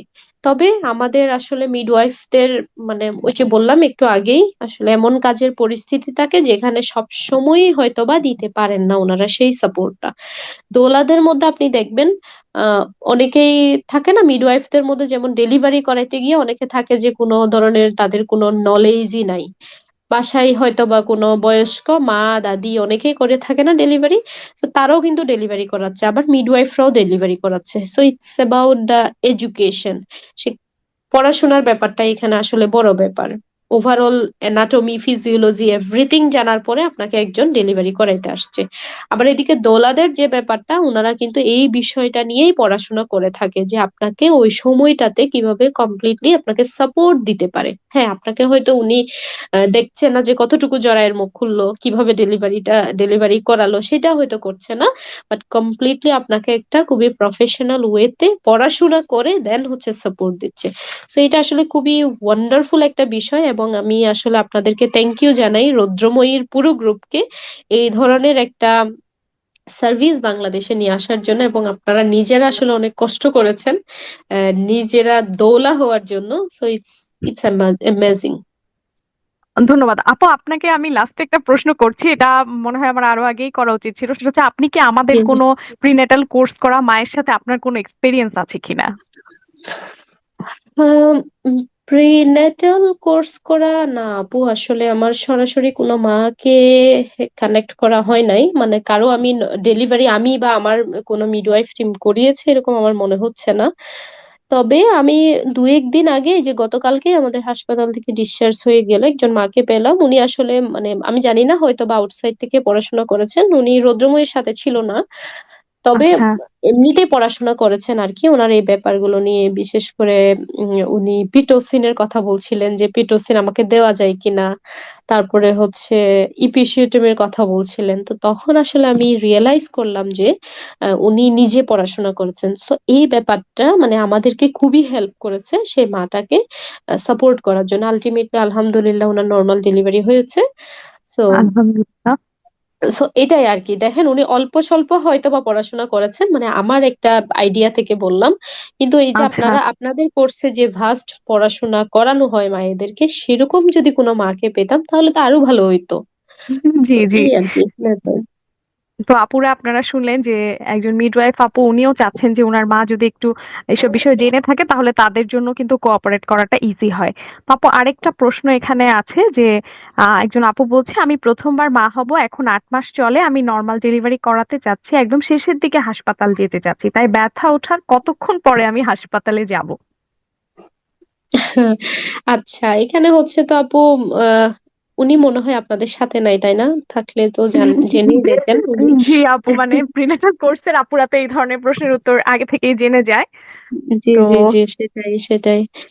ওনার আসলে এই মুহূর্তে মানে ওনাকে বলা মানে ওনাকে বুঝানোটা খুবই টাফ, আমি যেটা মনে করি। আমি জানি না আপু আপনার আমার সাথে আসলে এগ্রি করবেন কিনা, বিকজ অফ ওনার যদি একটু ওরিয়েন্টেশনটা থাকতো আগে থেকে খুবই ভালো হইতো। তবে এটাই বলবো, আপনি বুঝতেই পারবেন যে আপনার ধরেন যখন আপনার ব্যথাটা 30 থেকে 40 সেকেন্ড মতো ওয়েট করছে, তার মানে আপনি হয়তো বা ইয়াতে ঢুকে গেছেন, মানে একটিভ লেবার পেইনে আপনি হয়তো ঢুকে গেছেন। এছাড়াও আপনার হয়তো বা কিছু ব্লাডি ডিসচার্জ থাকতে পারে। সো আরো কি আরো কি কি ব্যাপার আছে, মানে তখন হচ্ছে ওই কন্ট্রাকশনটা আপনার দেখবেন খুবই ফ্রিকোয়েন্ট আসছে, যেটা হয়তো এর আগে আপনি একটু হাঁটা চলা করলে একটু চলে যাচ্ছে, অথবা অনেকক্ষণ পরে কোনো রেগুলার রিদম ছাড়া আসছে। ওই রকম না হয়ে যখন দেখবেন রেগুলার কন্ট্রাকশন আসতেছে, যেটা হয়তো বা 40 সেকেন্ড, 30 to 40 মতোই ওয়েট করছে, তারপরে এদিকে আবার কোনো ধরনের ব্লাডি কোনো ডিসচার্জ আপনি দেখতে পাচ্ছেন, হয়তো বা পানিও ভেগে যাইতে পারে আপনার। তো ওই মুহূর্তে আসলে আমি মনে করি আপনার হসপিটালে চলে যাওয়া উচিত। মানে যেটা আলটিমেটলি দেখবেন যে আপনার ওই পেইনটা আপনি আস্তে আস্তে আর নিতে পারছেন না, মানে আপনার কন্ট্রোল তো করতে পারে আলটিমেটলি মায়েরা, তবে থাকে না যে ব্যথাটা আমাকে হয়তো বা আমার শরীরকে নাড়া দিচ্ছে, ওই পেইনটার সময় আপনাকে ডেফিনেটলি হাসপাতালে চলে যাওয়া উচিত বলে আমি মনে করি আর কি, যদি আপনার হসপিটালের দূরত্বটা বেশি হয়। জি আপু, ধন্যবাদ আপু। আমরা লাস্ট প্রশ্নটা নিচ্ছি এই সেশনে, সেটা হচ্ছে প্রিন্যাটাল ব্যাচ 17-র একজন আপু বলেছেন যে উনার প্রথম প্রেগনেন্সিতে এপিসিওটমি দেওয়া হয়েছে, উনার হাইট হচ্ছে 4 ফিট 11 ইঞ্চি, বাচ্চার মাথা 9.7 হয়ে গিয়েছিল, এখন বাচ্চার বয়স 2.5 বছর, এখন আবার উনি কনসিভ করেছেন, এখন কি আবার টিআর, মানে আপু সম্ভবত এপিসিওটমির কথাই জিজ্ঞেস করতে চাচ্ছেন, সেটা এপিসিওটমি কি দেওয়াই লাগবে নাকি এমনিতেই টিআর হয়ে যাবে?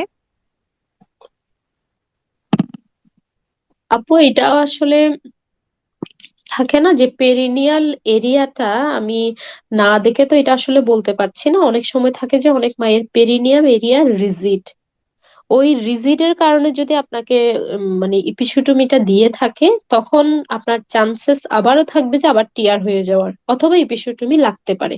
কারণ নর্মালি ইপিসুটমির ইন্ডিকেশনের মধ্যে একটা আছে কিন্তু পেরিনিয়াল রিজিড, পেরিনিয়াম যদি রিজিড থাকে আর কি। তো যেটা হয়তো বা আপনাকে নর্মাল ডেলিভারিতে আপনাকে হেল্প করছে না আপনার ওই পেরিনিয়াম, তখন বাচ্চার ডিস্ট্রেসটা এড়ানোর জন্য অথবা ফিটাসের মানে কোনো কম্প্রোমাইজ এড়ানোর জন্য এপিসুটমি টা দিয়ে থাকে। ওই ইন্ডিকেশন যদি হয়ে থাকে তখন কিন্তু চান্স থাকবে আপনার টিয়ার হয়ে যাওয়ার, অথবা হেলথ কেয়ার প্রোভাইডার হয়তোবা ইপি দিয়ে দিতে পারে। আপু অনেক আর ধন্যবাদ আপনাকে, অনেক অনেক প্রশ্নের উত্তর দিয়েছেন। আচ্ছা, আপনি কিছু বলতে চাচ্ছিলেন, শেষ করেন আপু। জি, আরেকটা বিষয় হচ্ছে, যখন যদি আপনার প্রিভিয়াস যে ডেলিভারির সময় আপনাকে যে ইপিসুটমি দেয়া হয়েছে সেটা যদি ফিটাল ডিস্ট্রেসের কারণে দিয়ে থাকে, তখন হচ্ছে সেকেন্ডটার সময় নাও লাগতে পারে।